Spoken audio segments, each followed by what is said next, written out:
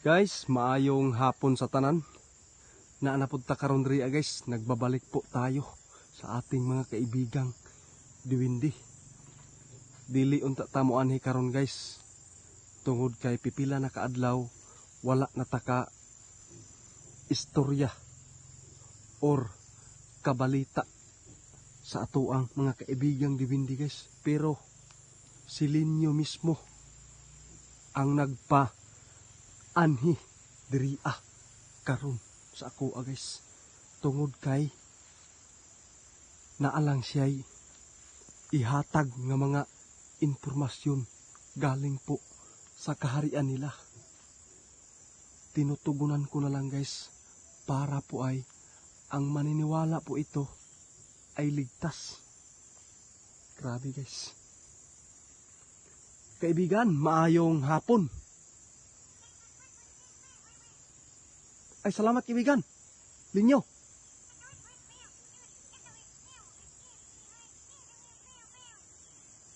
Pasensya pod kayo kaibigang Linyo ha nga karon pa ko kabalik sa pagkig-istorya sa imuha. Oo kaibigan, kung wala pa ka nagpatawag sa ko nga panhiong ko nimo karon diri kay na kay nakita nga impormasyon galing po sa kaharian ninyo. Tinuod ka kaibigan?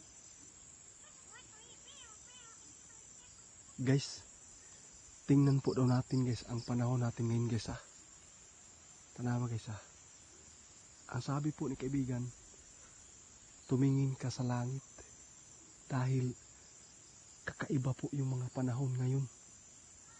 Tinuod guys. Bisan buntag or naa sa mga alas 10 sa buntag guys, matingala ka nga ang langit guys sigirag kadulom or magkangit-ngit. O kaibigan, tapos ang atong panahon karon diri magsigi og kabugnaw. Guys, lahi ang panahon karon guys sa 2026 guys. Murag nag-iba. Mao ba ni kaibigan? Amo ni ang ilahang nakita guys nga impormasyon galing sa kaharian nila. Mao nga gipaanhi ta karon ni Linyo para pud nga kita makahibalo kung unsa man ang ilang nakitaan diri sa ato ang panahon. Unsa man kini kaibigan?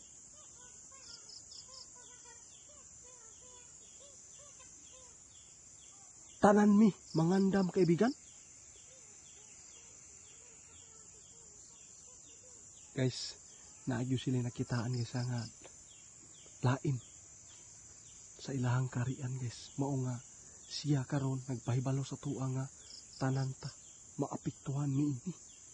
Kay ang nakita karon sa ato ang kaibigang Linyo, naagyoy mo abutay nga kakusgon nga pagyanig dalindol kaibigan. Grabe guys. January pa ta guys sa 2026 guys. Wala pa na human. Pero pila na kalamidad nga niabot karon tuiga guys. Maupay pagtungtong na to sa 2026 guys. Pero pipila na ang nakadawat, nakahiagom sa mga kalamidad.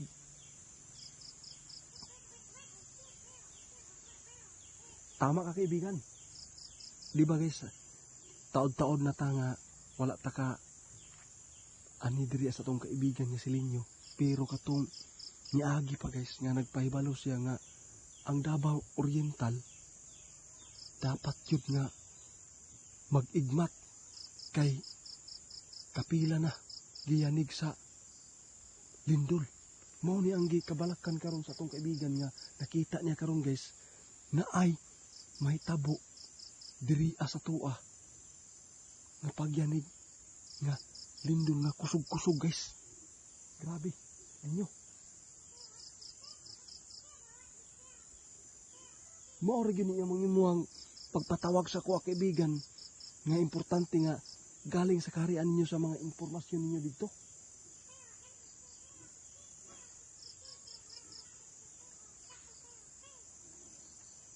Kanira yung nagtuo sa ato ang kaibigan guys, ang salbar ni ini.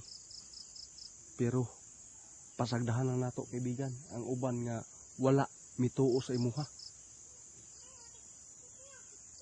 Tama ka kaibigan, hayaan na lang daw guys. Kung ang iba hindi po naniniwala, wala tayong magawa dyan. Pero ang importante, daghan na sinati nga pagpahibalo sa ato ang kaibigan guys. Mga diwindi na to nagpahibalo sa una pa, pero unsay nahitabo nagkatotoo.